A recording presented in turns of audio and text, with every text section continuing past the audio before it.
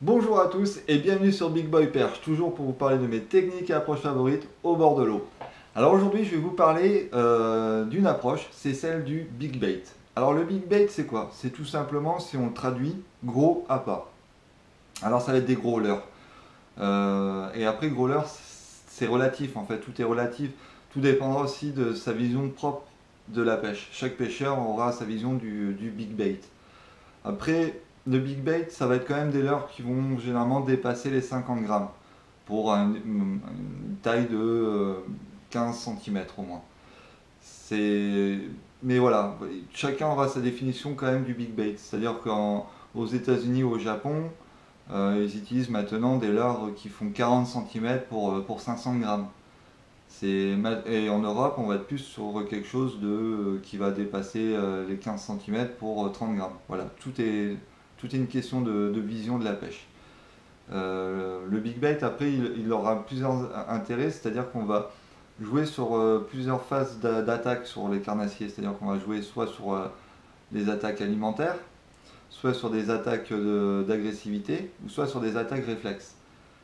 Et c'est des choses qu'on ne peut pas faire forcément avec un leurre de taille identique aux proies que nos carnassiers ont l'habitude de chasser.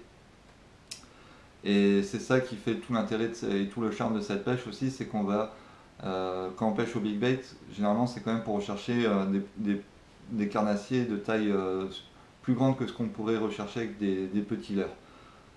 Même si on peut faire des petits poissons ou des poissons moyens, généralement quand on pêche avec un leurre qui fait au-dessus de 20 cm, pour 100 grammes, généralement l'attaque sera au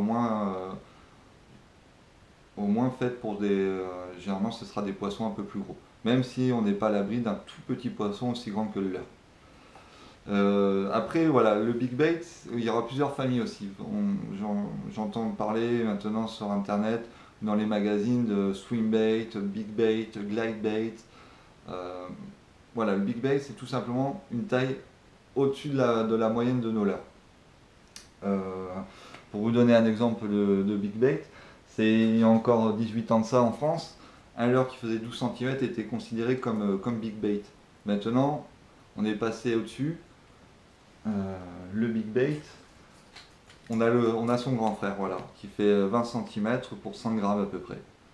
Ça va être les différences et l'évolution de la pêche et l'idée du leurre que le pêcheur français se fait.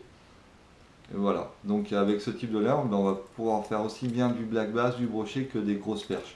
C'est-à-dire qu'une perche de 50 cm va vraiment pas avoir peur d'attaquer un leurre comme celui-ci. Donc au moins quand on a une touche, on peut espérer que ce soit un beau poisson, un poisson trophée. Euh, voilà, au niveau big bait, il y a plusieurs familles, c'est-à-dire qu'on va avoir les leurres souples, ça va être des swing bait. Au niveau des leurres dures, on va avoir la famille des glide bait. En fait, c'est des leurres qui n'ont pas de bavette, qui ont deux segments. Ça va être des leurres de ce type. Voilà, deux segments, pas de bavette, qui vont avoir une nage assez douce, une nage en S, assez chaloupée, qui va brasser peu d'eau par rapport à d'autres types de leurres, mais qui aura un effet visuel assez intéressant. Euh, Après, on va avoir les leurres hybrides, c'est-à-dire une partie en dur avec une bavette et une autre partie en leurre souple avec un shad, une queue de shad. Ce type de leurres vont énormément brasser d'eau, c'est-à-dire qu'on va avoir un effet sonore et des vibrations hyper importantes. C'est des leurres qui brassent beaucoup, beaucoup d'eau. Et au niveau des swing baits, ça va être des leurres généralement qui vont imiter des truites, qui sont sur le marché français, on va les trouver comme ceci, avec une queue, c'est un gros shad. C'est tout simplement un gros shad, imitant une truite. L'intérêt de ces modèles-là, c'est que bon, c'est des modèles coulants, mais on va avoir plusieurs panels. Ils vont le proposer sur plusieurs tailles. Et un big bait qu'on utilise peu en France aussi, c'est tout ce qui est big bait métallique, les gros spinner bait comme les grosses cuillères ondulantes, que moi j'affectionne particulièrement depuis quelques années. Voilà, c'est ce type de cuillère ondulante qui, pareil, qui vont pas forcément faire peur à une perche, comme un black bass et un brochet. Avec ce type de cuillère, j'ai fait à peu près tous les carnassiers qu'on peut trouver en France, de la perche au silure. Voilà. C'est un leurre adapté. Ce qui est intéressant, c'est que par rapport à sa taille et à sa surface, on va avoir un leurre plus léger qu'un poisson nageur traditionnel. Donc voilà, c'est l'intérêt aussi d'utiliser des cuillères ondulantes. On va avoir un leurre volumineux, mais plus léger. Ce qui est intéressant, ce qui peut être intéressant sur les différents postes. Après, pour ma définition de la pêche au big bait aussi, il y a une approche, c'est au niveau du matériel. C'est-à-dire que qui dit big bait dit forcément, dans ma vision de la pêche, du matériel en bait casting.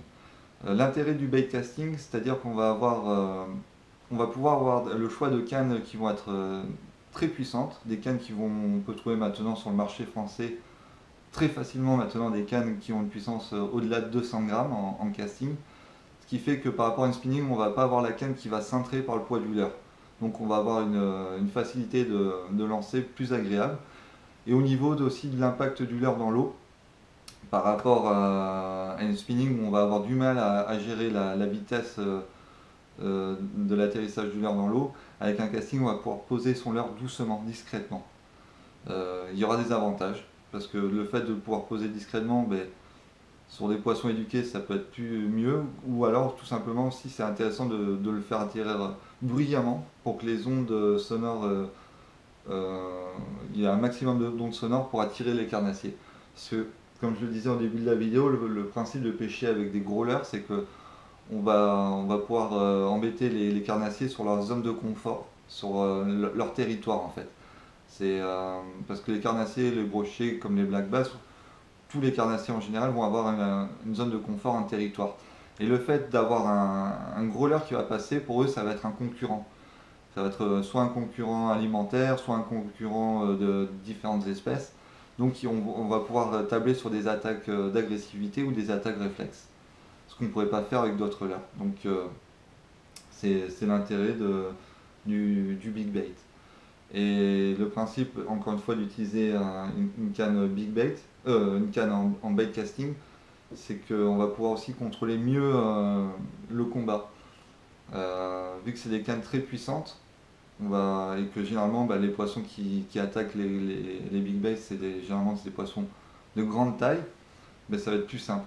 Et au niveau mécanique aussi, un moulinet spinning va s'user beaucoup plus facilement, beaucoup plus rapidement qu'un moulinet casting en tirant des gros leurres. La mécanique des moulinets spinning est, à part en grosse taille, si on utilise un moulinet en 2500-3000, au niveau de la taille standard des moulinets spinning qu'on utilise pour les leurres en France, ça va vite s'user. Le mécanisme, on va avoir beaucoup de casse. Qu'avec un moulinet casting, vu que c'est tout simplement un treuil, un moulinet casting, c'est vraiment plus adapté.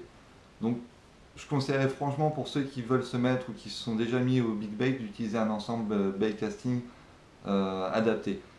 Voilà, en plus l'apprentissage est assez simple parce que vu qu'on utilise un gros leurre pour les lancer, c'est assez simple. Et commencer le casting avec du big bait, je trouve que c'est la meilleure approche qu'on peut avoir sur le début du bait casting. Et au niveau de la ligne mer aussi, on a la possibilité, moi les premières années où je pêchais essentiellement black bass au big bait, j'utilisais du nylon. Alors l'intérêt du nylon, c'est qu'on va avoir, ça va gommer les erreurs du pêcheur, c'est-à-dire un frein mal réglé ou un mauvais geste en fait, ça va éviter de perdre son leurre ou de décrocher le poisson. Qu'avec la tresse, on va avoir une puissance supplémentaire parce que là, on peut avoir des résistances au niveau de la tresse qu'on ne peut pas avoir au niveau du nylon. Mais par contre, la tresse autorise beaucoup moins d'erreurs. Et vu que les cannes en bait casting pour le big bait sont généralement assez raides, on peut plus facilement perdre son leurre ou plus facilement décrocher un poisson. Donc pour ceux qui commencent en casting et qui veulent pratiquer la pêche au big bait, je conseillerais un nylon même en 50 centièmes. Vous aurez beaucoup moins d'erreurs dès le départ, beaucoup moins de déconvenus et de décrocher sur cette approche. Donc je pense avoir fait le tour au moins pour parler en quelques mots de la pêche au big bait. Et j'espère que je vous ai donné envie d'essayer cette approche. Parce que bah voilà, c'est vraiment une approche, c'est vraiment une idée propre à chacun de la pêche au big bait. C'est tout simplement augmenter la taille de leurre qu'on a l'habitude de pratiquer. Mais vraiment de l'augmenter, quoi. Voilà, voire de la doubler. Et bah, je vous souhaite un bon visionnage et je vous dis à plus tard.